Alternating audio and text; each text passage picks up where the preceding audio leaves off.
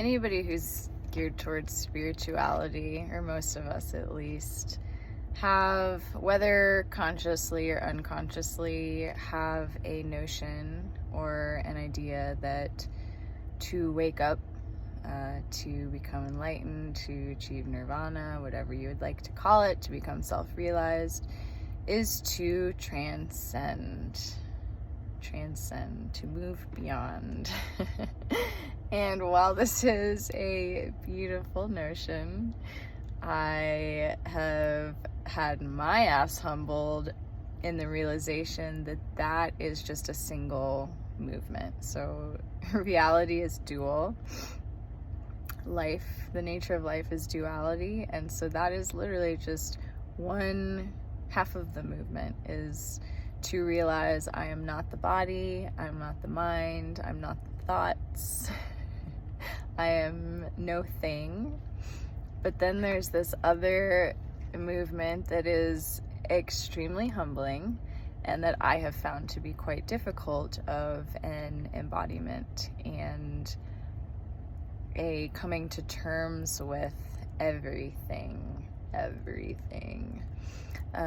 I am a big fan of Adyashanti, and something that he says that I love is that the transcendent movement is like having a terrible guest in your house and you just can't stand this guest, and so your solution is to leave your house, but it's your house. So eventually you have to come back to your house and the guest is still there and you still have to deal with it.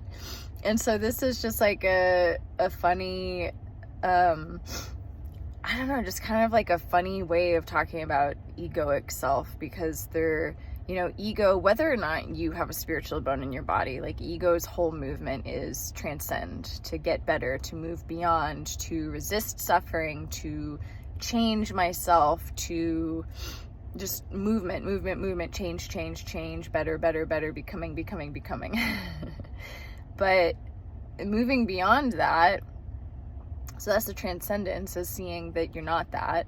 But then there's this movement back in where all your bullshit is still there and you have to deal with it, and you have to look at it and inspect it and turn it over and look at the texture and feel it and smell it and all of the uncomfortable things that you've spent your whole life avoiding, your whole life running from, your whole life not wanting to do, in order for that second movement to happen. So there's a relative movement, so from the relative space wanting to become the absolute, but then there's the opposing movement of the absolute wanting to be embodied in the relative, or wanting to become the relative. So it's two sides of the same thing, two halves of the whole. And that second movement of the absolute embodying the relative is to wake up all of the pieces that are still stuck. So to essentially go back to the house, shake hands with the guest, have a deep conversation with the guest, and come to see that the what has been manifesting as resistance, all of the qualities, all of the shadows, all of the human parts are not true.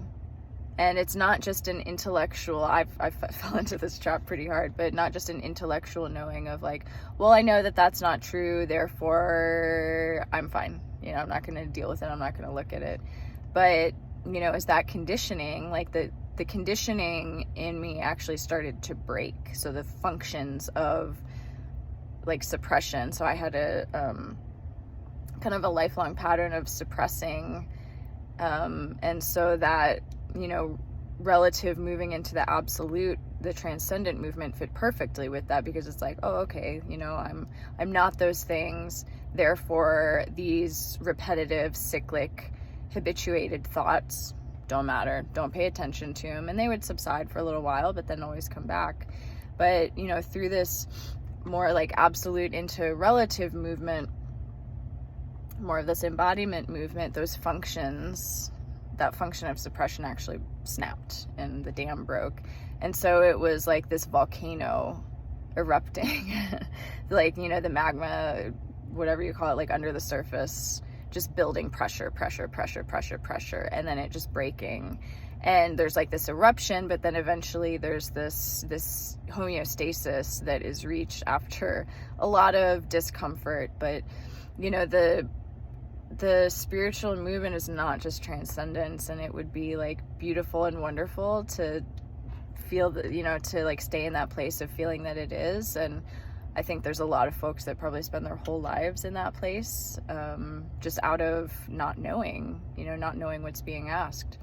But there's a movement back into the body, back into ego, but then there's no longer an identification with those patterns, and there's a complete seeing in the breaking of those conditioned and habituated patterns.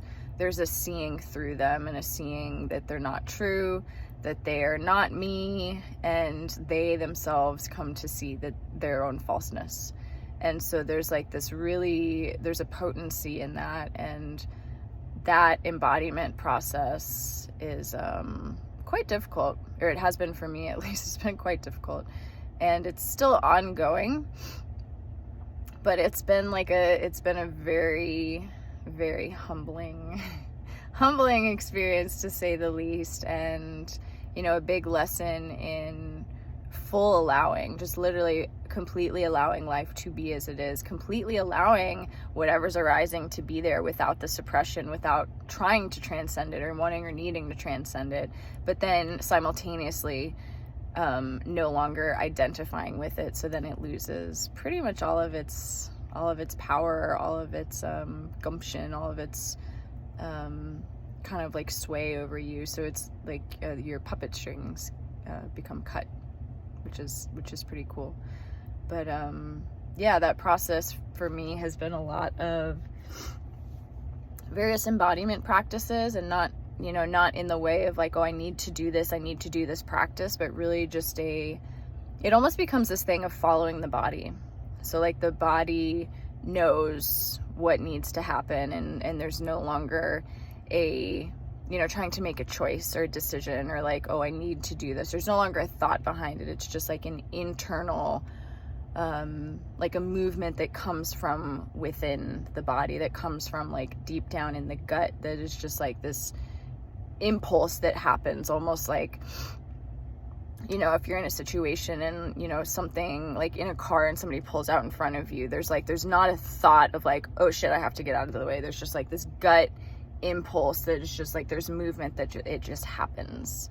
And it's akin to that. It feels in the body like this sense of it is very similar to that, where it's just something that arises, that happens, and there's no longer a thought behind it, or a perceived someone who thinks that they are making the choice to do it. And when there is that energy of pushing, so that's that egoic energy of like pushing and trying to become, that's, you know, a hallmark of like an egoic energy, either like a resistance to or a pushing to become. But the like where that transcendent and embodied place meet is where it's just a happening, and there's no longer a someone who thinks that they're doing the happening. It's just a happening. It's just what's happening. It's just what's here. And it's like this really special, almost like intimate love relationship with the body, with life. And it's like a deep, deep intimacy with what one might call true nature. You know, like that's the true nature. It's just like this impulse that happens from the gut without any thought behind it, without any meaning making, without any impulse to drive or motivate or change or better or become. The efforting goes away. That's the effortless effort that Taoism talks about. So try not try, effortless effort. So it's, you know, there is an energy arising, but there's zero effort behind it. It's completely natural. There's no thought, there's no decision, there's no choice. It's just what is.